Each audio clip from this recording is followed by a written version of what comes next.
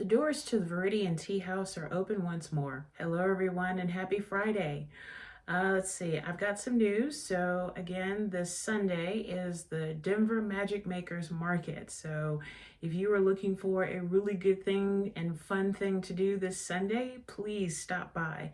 It's at the Ant Life Space in Denver. It's off of Market Street, I think. And the hours are from 11 to 4. It's always been a ton of vendors, really good vibes, and a really awesome music as well.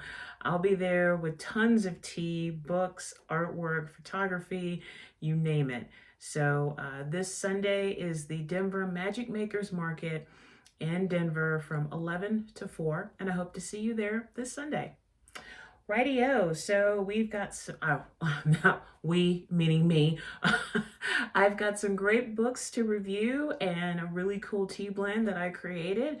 And so if you're ready, let's do this. So the first book, let's just, do it this way.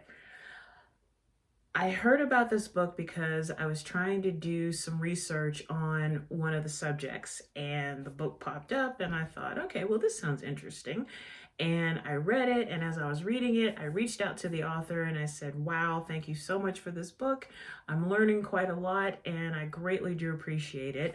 And it is 3 Martini Afternoons at the Ritz, The Rebellion of Sylvia Plath and Anne Sexton by Gail Crowther. This was one heck of a read. If you were into Sylvia Plath or Anne Sexton's poetry, or you just like poetry, or you just like to read about women in the literary world, this book was fantastic. So let me read the dust jacket for you. A vividly rendered and empathetic exploration of how two of the greatest 20th century poets, Sylvia Plath and Anne Sexton, became bitter rivals and eventually friends. Introduced at a workshop at Boston University led by the acclaimed and well-known poet Robert Lowell, Sylvia Plath and Anne Sexton formed a friendship that involved fierce rivalry, jealousy, and respect in equal measure. With weekly martini meetings at the Ritz-Carlton's bar to discuss everything from sex to suicide, theirs was a relationship as complex as their poetry. In the years that followed, these two women would not only become Pulitzer Prize winners and iconic literary figures, but they would also lead curiously parallel lives haunted by mental illness, suicide attempts, self-doubt, and difficult personal relationships. Both perfected the art of appearing to conform to the expectations of 1950s America, yet they were so far from accepting that role, their subversion hidden in plain sight. Based on in-depth research and unprecedented archival access, 3 Martini Afternoons at the Ritz weaves together the stories of these remarkable women against the backdrop of their particular historical moment, exploring the maelstrom of their dramatic lives with a focus on power, ambition, marriage, and motherhood. It is an intimate and unforgettable look at 2 legendary poets and how their work has made them lasting and beloved cultural figures. And about the author, Gail Crowther is a freelance writer, researcher, and academic. She is the author of The Haunted Reader and Sylvia Plath, and the co-author of Sylvia Plath in Devon, A Year's Turning and These Ghostly Archives, The Unearthing of Sylvia Plath. Crowther divides her time between the north of England and London with her dog George. As a feminist vegan, she engages in politics concerning gender, power, and animal rights. Find out more at gailcrowther.com, and I'll put her website in the video. But yes, it was eerie how in the different subject matters, Anne Sexton and Sylvia Plath were very similar, and yet there were also some where they were very different in terms of motherhood. Sylvia wanted to be the perfect mother, and Anne was far from it. Just had her own mental issues to deal with that she imposed upon her children, or 2 daughters, if I remember correctly, in terms of mental illness, in terms of their eventual suicides, their dealings with their partners, with men in general, with women, all against the backdrop of 1950. And it was kind of frightening. And as I read this book, I thought, you know, I've loved Sylvia Plath's poems for years, and everybody knows Sylvia Plath because of the poetry, the bell jar, and because she killed herself. But there was so much more to her, so much more. And now that I've read this book, now I want to go back and read the book of poems called Ariel, and also her novel, The Bell Jar, because now it makes a whole lot more sense. In terms of Anne Sexton, she's actually the other book that I'm reviewing today, one of her poetry books. And I didn't know too much about Anne Sexton's life and her poetry, but after reading Three Martini, now actually I read her poetry book before I read Three Martini Afternoons, and it gave me a little bit of some chills. It really did. Two very intense, incredibly intelligent women. But while Sylvia Plath was very controlled and poised, and yet yearning with something greater than what was supposedly handed to her, Anne Sexton just let everything out, held nothing back. Nothing was sacred. She lived and just died like this candle. She really did. Just this, not even the candle, the flame itself, just darting here and there, burning anyone that it touches, but yet, what a flame. Strictly amazing. I don't want to go on and on because then I'll start being redundant. But for Three Martini Afternoons at the Ritz by Gail Crowther, it does receive 5 pots of tea from Viridian Tea House. And Gail, if you're watching this video, thank you so much, one, for replying to my message about how much I enjoyed your book. And I cannot wait to read your other books regarding Sylvia Plath. So thank you so much for taking the time and the dedication and the energy to talk about 2 forces of nature within the world of poetry. So thank you very much. So the next book is Anne Sexton, and this is called Transformations. And I actually learned about this book. Being creative, I will go down rabbit holes just to look up things that pass through my mind. And I remember I was trying to look up more about the story of Rapunzel. That's one of my favorite fairy tales. And as I was typing in Rapunzel, and then this book popped up because one of the poems deals with Rapunzel. And I thought, Anne Sexton's like, I really need to read more of her poetry. And then I got the Three Martini Afternoons at the Ritz, and the rest is history. But Transformations is basically her version of famous fairy tales. So let me read the dust jacket for you. And this has a preface by Kurt Vonnegut Jr. So if you're a Kurt Vonnegut fan, you really owe it to yourself to check out this book. Let's see. Beware, keep out of reach of children. No kidding. No kidding. These poem stories are a strange reenactment of 17 grim fairy tales. What is most astonishing about these transformations is that they end up being as wholly personal as Anne Sexton's most intimate poems, coming curiously, for all their story sound, from as deep a place. C.K. Williams writes, her metaphoric strength has never been greater, really funny, among other things, a dark, dark laughter. The tales she has transformed include Snow White, Rumpelstiltskin, Rapunzel, the 12 Dancing Princesses, the Frog Prince, and Red Riding Hood. They create a wonderful little universe and show the poet in a new role with a voice strangely prophetic. In his preface, Kurt Vonnegut says, I asked a poet friend one time what it was that poets did, and he thought a while, and then he told me, they extend the language. Anne Sexton does a deeper favor for me. She domesticates my terror, examines it and describes it, teaches it some tricks which will amuse me, then lets it gallop into my forest once more. And about Anne Sexton, her love poems appeared to wide acclaim in 1969. Live or Die, published in 1966, won the Pulitzer Prize for Poetry. In England, her selected poems was a Poetry Book Society recommendation. Her first book, To Bedlam and Part Way Back, published in 1960, and her second, All My Pretty Ones, in 1962, early established her as one of our outstanding American poets. Born in Newton, Massachusetts in 1928, she grew up in Wellesley and now lives, well, she's deceased, but she lives in Weston. She lived in Weston with her husband and 2 daughters. Poems have appeared in the New Yorker, Harper's, Hudson Review, Partisan Review, Poetry, and many other magazines. Let's see here. I'm just skipping some of this. In 1965, she was elected a Fellow of the Royal Society of Literature in London, and in 1970 was awarded an honorary Doctor of Letters degree from Tufts University. And that's actually her on the back. So her version of these Grimm's fairy tales, I mean, the original Grimm's fairy tales are not for the faint at heart, but she makes it even more disturbing because her viewpoint, you think, oh yeah, why didn't I think about that? But so let me read one of them for you. Let's see if I can find a short one. There's probably not really a short one. Let's see.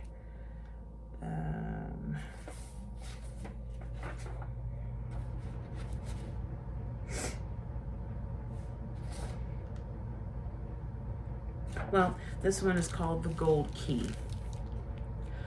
The speaker in this case is a middle-aged witch, me, tangled on my 2 great arms, my face in a book and my mouth wide, ready to tell you a story or 2. I have come to remind you, all of you, Alice, Samuel, Kurt, Eleanor, Jane, Brian, Marielle, all of you draw near. Alice, at 56, do you remember? Do you remember when you were read to as a child? Samuel, at 22, have you forgotten? Forgotten the 10 p.m. dreams where the wicked king went up in smoke? Are you comatose? Are you undersea? Attention, my dears. Let me present to you this boy. He is 16 and he wants some answers. He is each of us. I mean you. I mean me. It is not enough to read Hess and to drink clam chowder. We must have the answers. The boy has found a gold key and he is looking for what it will open. This boy, upon finding a nickel he would look for a wallet. This boy, upon finding a string he would look for a harp. Therefore he holds the key tightly. Its secrets whimper like a dog in heat. He turns the key. Presto! It opens this book of odd tales which transform the brothers Grimm. Transform. As if in a large paperclip could be a piece of sculpture, and it could. And that's just the beginning. I would have to say the more disturbing and insightful versions or poems, let's see, would have to be, let's see, the Rapunzel was interesting. The Maiden Without Hands was really good. Red Riding Hood actually made me laugh. And let's see, what's another one? Oh yeah, the last one, Briar Rose. And what's funny, not funny, haha, but funny, was that it's actually mentioned in 3 Martini Afternoons at the Ritz. And when I read the poem, I thought, is she trying to convey what I think she is? And the other book confirmed it. So if you enjoy fairy tales and different versions of fairy tales, you really need to read Transformations by Anne Sexton. And it does receive 5 pots of tea from Viridian Tea House. So to the spirit of Anne Sexton, thank you. Thank you very much. And actually, before I moved to tea, I printed off a poem by Sylvia Plath. Since we already had a poem by Anne Sexton, Sylvia Plath, of course. This one is called On the Difficulty of Conjuring Up a Dryad. Ravening through the persistent bric-a-brac of blunt pencils, rose-sprigged coffee cup, postage stamps, stacked books clamor and yawp.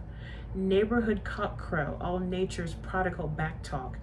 The vaunting mind snubs impromptu spiels of wind and wrestles to impose its own order on what is.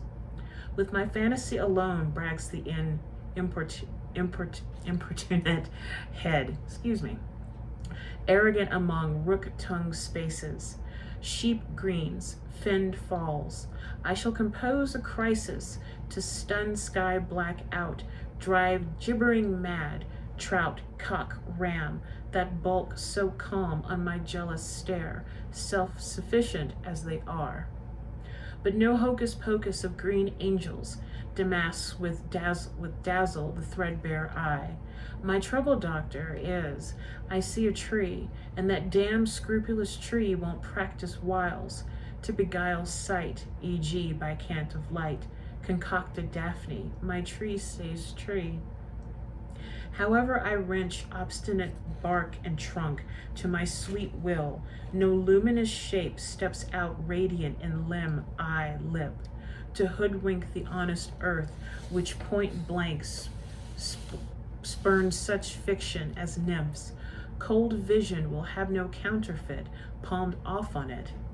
No doubt now in dream propertied fall, it's really small part, sorry, propertied fall, some moon-eyed, star-lucky sleight of hand, man watches, my jilting lady squander coin, gold leaf stock ditches, and the affluent air goes studded with seed, while this beggared brain hatches no fortune, but from leaf, from grass, thieves what it has.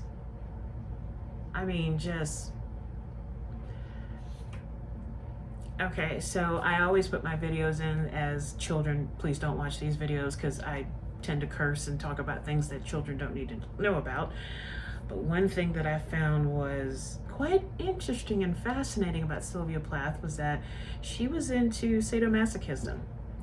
She wanted to be beaten. She wanted to be punched. And when she first met Hughes, she bit his cheek until she drew blood. She was just this rolling storm within this demure, calm, supposedly calm looking woman. But inside, like I said, it was just this raging storm. And even reading that one poem, like I could just feel the rage. I could feel the mounting frenzy, this dryad, and just everything and anything that Sylvia felt. She poured it all into her poetry. And if you're into poetry, I highly recommend giving Sylvia Plath and Anne Sexton a shot, because you will never look at the world the same way again. And now moving to tea and talking about one of my new blends. Little backstory about this tea blend. So as you know, I'm really into meditation and things like that. I'm always meditating on these videos, and I just decided to create a Viridian meditation practice. And so I've got the Viridian tea meditation, and I've talked about this in another video, and also the herbal tisane, which I talked about in another video. But this time I've actually made a cup. So once again, the ingredients for the Viridian meditation herbal tisane, it's lavender, orange peel, hibiscus, apples, jasmine, lemongrass, and spearmint. So I've let this steep for about 7 minutes, and it was a beautiful deep red, the hibiscus, it's just such a beautiful color. So for me to you, a little bit of Viridian meditation herbal tisane.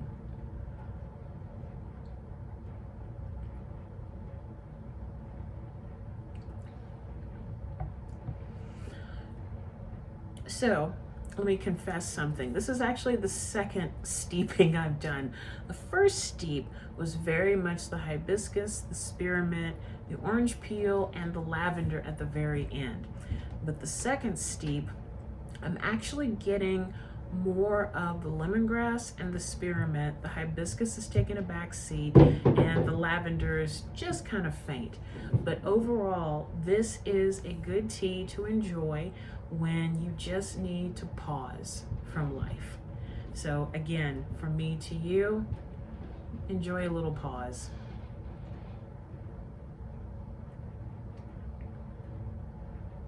That's good. So that's all I have for today. So let's go ahead and finish up with a breathing meditation. Make sure you have a glass of water or a cup of your favorite tea nearby. We're just going to focus on our breathing. So let's do this.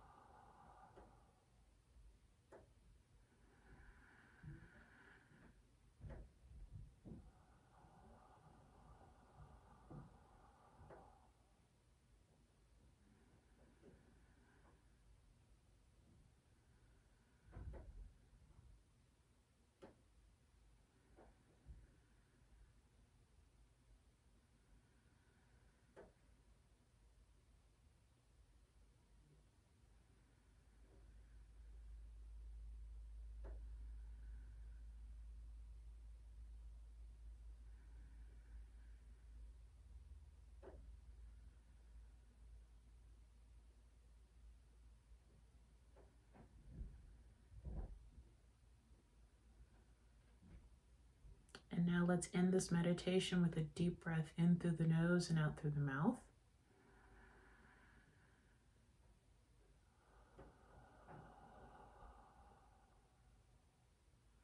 Slowly open your eyes or allow your eyes to come back into focus. And now let's have a sip of tea or water.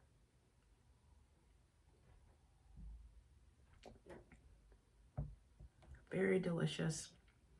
So that's all I have today. Many thanks for watching this video and all the previous videos. Many thanks to the spirits of Sylvia Plath and Sexton, and to the author Gail Crowther for their words.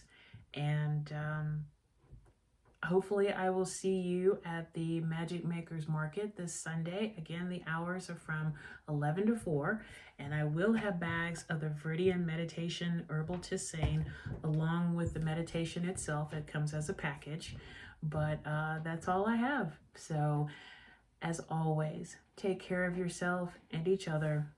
Raise your teacup high, and remember that to drink tea is to enjoy life. I will see y'all really soon. Bye for now.